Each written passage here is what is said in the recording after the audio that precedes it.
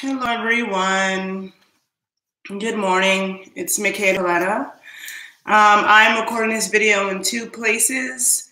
On my YouTube Live. This is my first time doing a YouTube Live video on my page, Renaissance Amazon. And I am also on IG. Good morning. So today I wanted to finish my thoughts. I started this conversation a couple weeks ago, or whenever the R. Kelly thing came out. And yeah, it's just so much that has been on my mind around that, because those of you who follow me know that I'm a sacred sexual educator. So I do a lot of work around sexuality. And it's been kind of shocking to me over the past few years, especially, to realize how many people have been sexually abused and how that can negatively affect someone's sexuality. For me, a lot of times what I'm talking about and where I'm coming from with sexuality is from a healthy place, because I'm not coming from a place of abuse or trauma. So there are a lot of times where I would tend to forget that a lot of people are dealing with that. And so the more that I tend to think about it, and I don't really always know why it has come in my world, because it's not something that I can relate to, but I have attracted a lot of people in my life, both men and women, who have talked to me about their traumas. And I've helped people with that. And it's kind of weird, like I said, because it's not something that is in my background. But anyhow, the thing that I was thinking was, with the R. Kelly situation, there's so many perspectives to look at. Like, I talked about this in my other video, that I do think, and I don't want anyone to get upset with me, because the thing is that I express my opinions and I make my own opinions and thoughts based on my research and what makes sense to me. I wasn't raised religious, so I'm not the kind of, I wasn't trained to jump on bandwagons, okay? And just go with the okie doke. I have my own thoughts, so just bear with me. Hope people don't get upset, right? But I've had this conversation with so many people. I was once a 16-year-old girl. At 15, 16, 17, I knew what I was doing. I don't believe that a 16-year-old girl does not know what she's doing. I knew plenty of 16-year-old girls that purposely messed with grown men, and none of them seemed to be traumatized from it. There are 16-year-old girls that prey on older men. It's not always even the older men preying on the young girls. You have teenage girls who lie about their age and they're trying to do the most. I'm sure we all knew girls like that. I remember when I was 16, I didn't want to be that way. Like, I just didn't want to mess with grown men. I wasn't about that life. I was a teenager and I was fine being a teenager, but a lot of teenagers is trying to be grown. Now, to me, I have a hard time understanding these girls. Now, I try to understand in theory, like when people say, oh, well, they might have been abused themselves or whatever. But I just have a hard time understanding. Like, I remember, in the 90s, in the era of the supermodels, and this is before social media and all this stuff. And I remember back then, if a girl wanted to be a model, every magazine would have articles that would say, if you want to be a model and somebody comes and tells you have to pay $1,000 for a portfolio, it's a scam. That's not how it works. The modeling agency, if somebody sees you and discovers you, they'll invite you to have a test shoot for free, and that's not how it works. So it's not going to work like that. I also know that when I was 16, 15, 17, if I wanted to be a singer, a model, an actress, and somebody famous come up to me on the street, or anybody come up to me and told me that, they wanted me to come to the studio for something, I would always tell my parents. There's no way I would ever thought about going to something without them when I was underage, let alone getting on a plane at like 16 and stuff and flying someplace. That doesn't make sense to me at all. I don't really get that. So there's a lot of things I don't understand. I also don't understand the parents. They didn't seem like the fathers didn't seem upset enough. But then also, like, if you have girls who are of age, like I think 17 is the legal consent age in Illinois. But if you have girls that are 17, 18, and they're saying they don't want to leave, and the parents are saying my kids are kidnapped, and they're saying they don't want to leave, it's like, that's not something, you cannot try to save people that don't want to be saved. I learned this from knowing people in domestic abuse situations. I don't understand women who get beat. I don't understand that. Because to me, I feel like unless you live in the Middle East, where a woman really cannot escape, like if you live in the Middle East and some of those Middle Eastern countries, even some African countries, women literally can't escape from certain situations. But as long as you're in the United States, you know what I'm saying? I don't understand a woman who stays with a man who is beating her. Like, yes, it becomes more complicated when she has kids with him. But the same way you have people that talk about what they would have done if they were a slave and how they couldn't have been a slave and whatever to that. All I know is that, you know, I don't have kids with an abusive man, but I could just say it couldn't be me because I don't care what I had to do to get away from that person. I would have to get away from that person. Like, it would never get to the point. It would never even get that far. You know, like if I had a female friend that slapped me up and hit me, we would have a problem. We would never be cool again, and I would get away from her. I'm the kind of person, like in my life, there's times I've been in situations with dudes who I thought might attack me or something might happen, and I just got quiet and thought of my escape plan, okay, and got away from that dude, you know, before it escalated even to that point. I just don't play that. So when you see so many, yeah, I just don't get that. So then let alone you have these young girls getting involved with him, and then they say they can't leave, which I don't understand because in the documentary, they didn't really explain like why the girls couldn't leave. Like, were there armed guards in front of every door? Because when the one mom went to LA to get her daughter and the daughter was in a hotel room, I don't understand why she didn't just snatch her daughter out by her, just snatch her by the neck, pull her out the room. Like, why? And the daughter said, come back at 6. And then when the mom came back and the daughter left, then the daughter was crying about how she was so happy she came to get her. But I'm thinking, why didn't you just walk out the door the first time? So I don't, you know, obviously don't understand a lot about abused people. I just don't get it. I just don't understand how physical pain, like a man punching a woman in the face or slapping her in the face, I don't understand how that pain doesn't shock you the fuck up and make you be like, oh, I need to get away from this. I just don't get it, right? Now, when people want to use abuse, the fact that these women might have been abused as a reason why they were not thinking logically or being retarded, right? But I say, if people want to use that as an excuse for them, okay, if people want to use that as an excuse for them, like these girls made these bad decisions because they may have been abused and not grown up in the right home, well, you can say the same thing about R. Kelly, you know, because after listening to the interviews with his brother talking about how their sister molested them, is pretty sick. They sound like they have incest that probably runs in the family for generations, and some real sick shit going on. Again, a religious family. Every single time I see a bunch of abuse, I see it in really religious families, always. I wasn't raised in that. I wasn't abused, thank the heavens.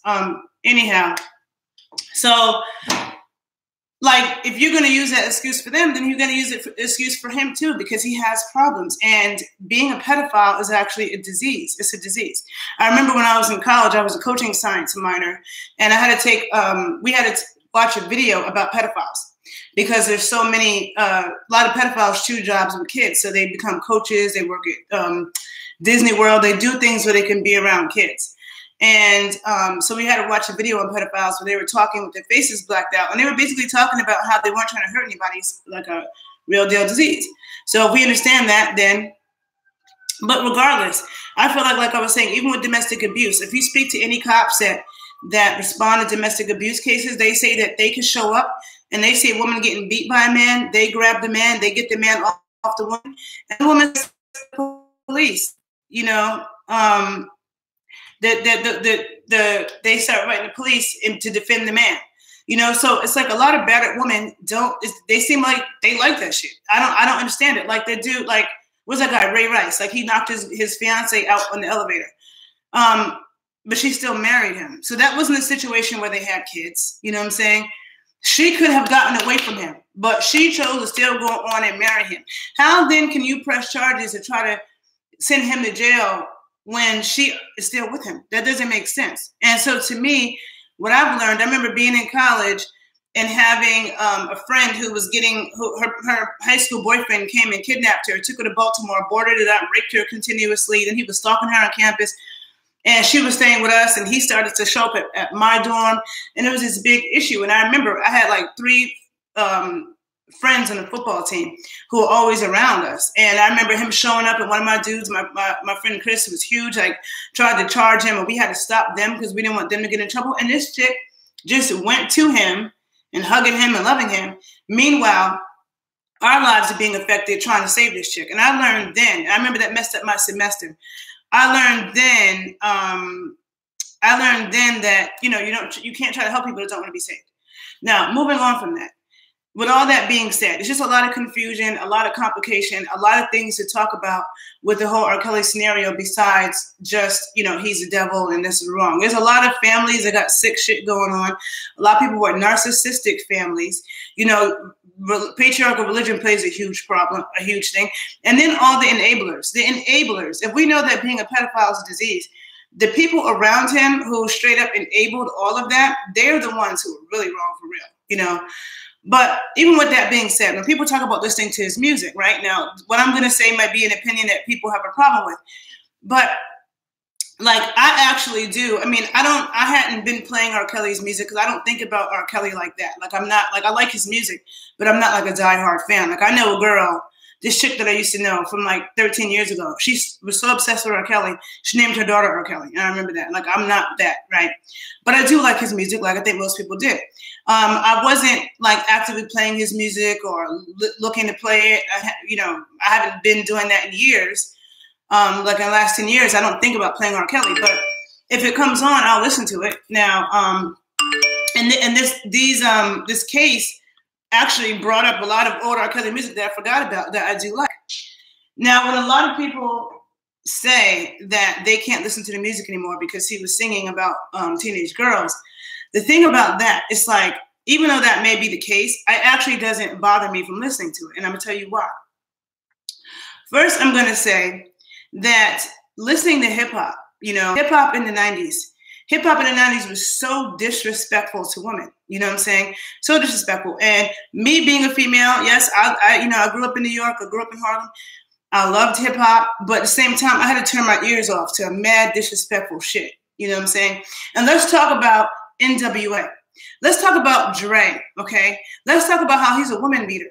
Let's talk about how Dre beat a female reporter in front of a whole bunch of people. You can go on YouTube and look at the interviews with Dee Barnes. There was a man who was there who had a crush on her, who tried to step in and protect her. He got his teeth knocked out by Dre's bodyguards. He said Ed Lover and Dre was right there. Nobody did shit. Now, in 2019, Dre has a headphone line, Beats, which I would never fucking buy. But it's like a fucking $1 billion company. And he's a woman beater. Fuck Dre. You know what I'm saying? Like, I have a bigger problem with that shit. Okay. Moving on. So many rappers, including Biggie, that people love to hype up. To me, Biggie was one of those ugly dudes that women didn't like. And so he built up this hatred towards women because he couldn't get a woman because he wasn't attractive. There's a lot of men that start to hate women because of that. And they become resentful. And the thing that's so stupid to me with rappers and dudes who get money and buy chains and buy cars and buy shit to do what? To attract women. And then they get mad and want to call these women hoes and blah, blah, blah, blah. No, your ugly ass should have been happy and thankful that you had money now. And now pretty girls want to be around you. Because you know what? You have to give something to get something.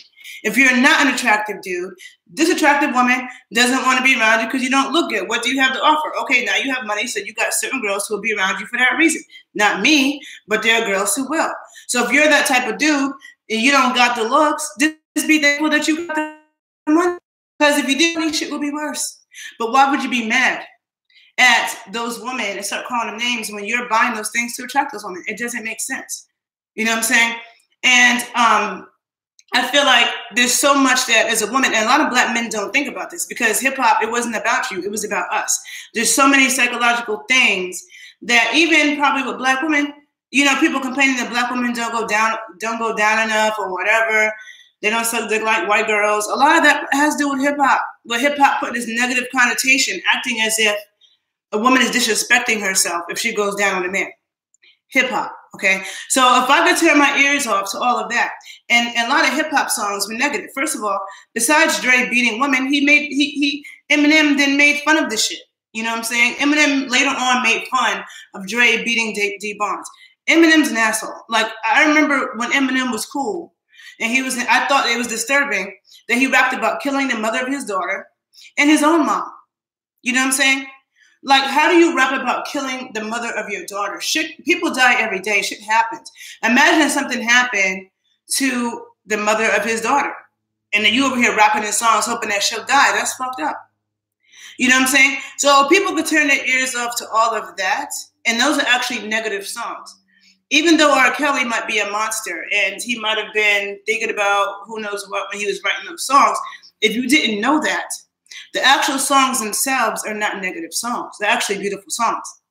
But if I'm listening to, like, when I teach a pole class, for example, and I'm listening to hip hop, because I still listen to hip hop, but it's nigga this, nigga that, nigga this, nigga that, nigga this, nigga that, and I never say that word. Anybody who knows me knows I never say that word. I have a YouTube video on my page about that word and how ignorant it is and how embarrassing it is to me that Black people have to yell that shit across the supermarket, saying it in a rap song every 2 seconds, when white people listen to way more hip hop than we do. Like 15 years ago, being at a Dead Prez concert in New York, it was mostly white people. That's Dead Prez. So let alone the rest of it. So how can, like, what are Black people thinking that you think you can say nigga every 2 seconds in popular music, and that white people won't say it and other people won't say it? All kinds of groups say it. I don't like that. If Afro-Americans kept that word at home, like if you just wanted to say that shit at home, then it wouldn't be a discussion because nobody would know that we would even use that word. But the fact that people want to justify it, that's ignorant as fuck. And you could turn your ears off to that. I turn my ears off to that because I hate hearing people say that shit every 2 seconds. I remember looking on, this Instagram page that I follow of Black doctors. And these are supposed to be intelligent, educated people that went to medical school. And they have, a video cracking a joke about, people who've been in medical school for so long that they can't find a partner. And this girl in the video is like, oh, niggas this and niggas that. And I'm like, are you guys serious? Like, all this school, medical school, elevate yourself, and you're still saying nigga this, nigga that, nigga this, nigga that. And it's not funny to me. You know what I'm saying? I have more of an issue with that shit. Okay. Then let's not talk about how pimp culture has been glorified. People love to glorify these pimps in gangster movies and all this shit, which I am not amused by, have never been into, but a lot of people do. So how can we be glorifying pimp culture, right? And then you wonder where the R. Kellys come from. Because I don't really study pimps, but he definitely seems like he got pimp energy. You know what I'm saying? And it's all good and people want to glorify it.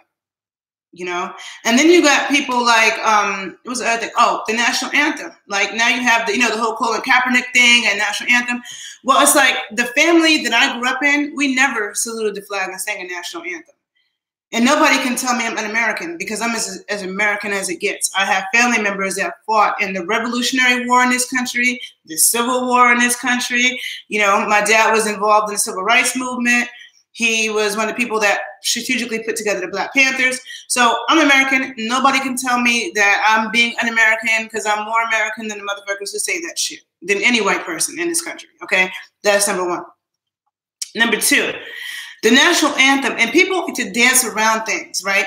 And I wasn't raised that way. I wasn't raised to dance around shit, to tiptoe around white people. No, let's just deal with the facts.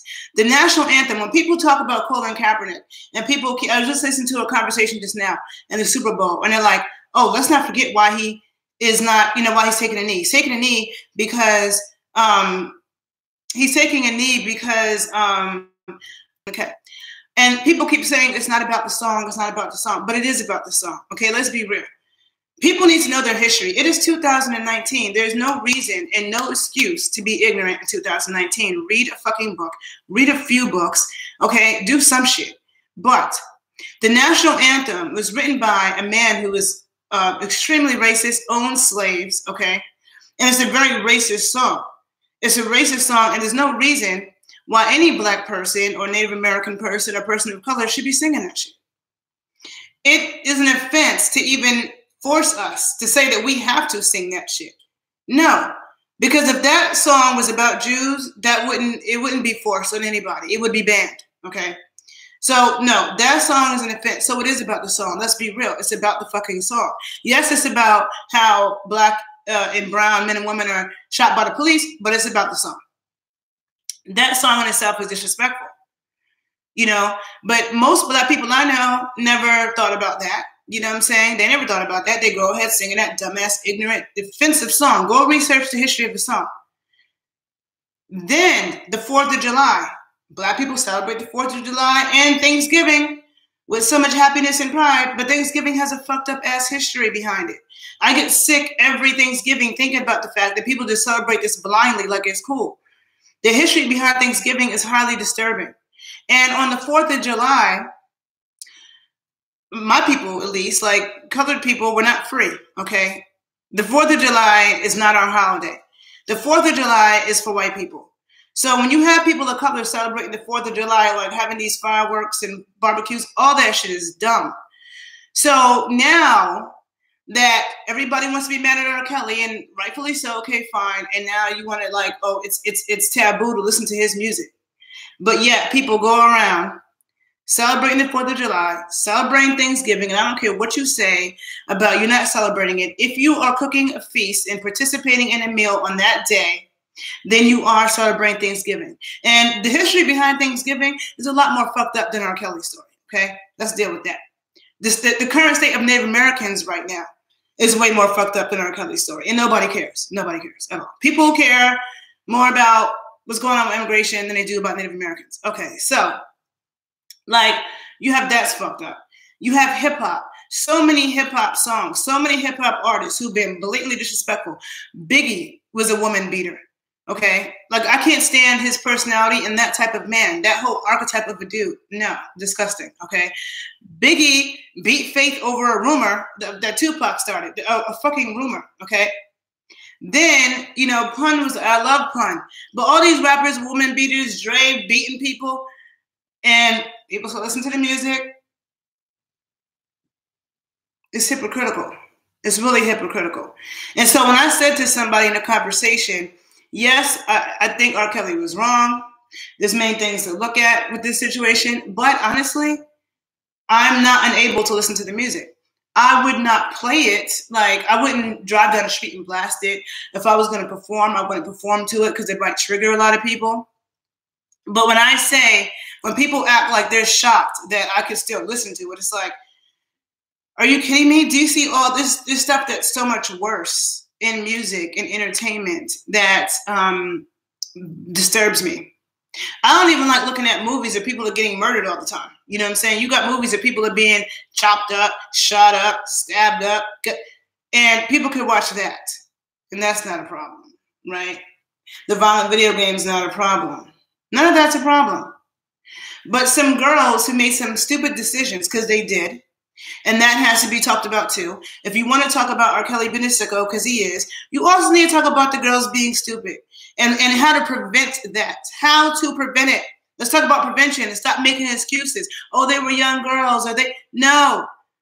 And okay, you can say, oh, I had a dad, blah, blah, blah. Yeah, but I mean, still though. You know what I'm saying? Still. Like, I don't understand. It's just, to me, human nature to want to take yourself out of a dangerous situation. It's human nature to not want to feel pain of a grown man hitting you. I don't understand how girls get hit by grown men. I don't. Men are so much stronger than women. And I have a hard time finding sympathy for that. I do. I really do. Because I feel like a lot of women stay in abusive shit. Like, nobody can save you from that. You can only save yourself. So I just had to, that was just my little thing for this morning that I just wanted to say. Take my opinions and how I feel, but I think people need to take a deeper thought about that in general, because there's a lot of things that people celebrate and saying that's way more fucked up than this R. Kelly situation.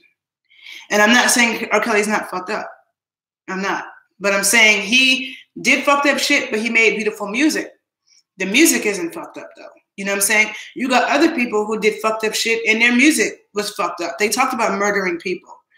They talk about killing people's mothers. They talk about doing, you know, selling crack in the hood and shooting people for $10. And everybody's okay with that shit. Absolutely the fuck not. So anyhow, I hope you all have a good day. Thanks for listening.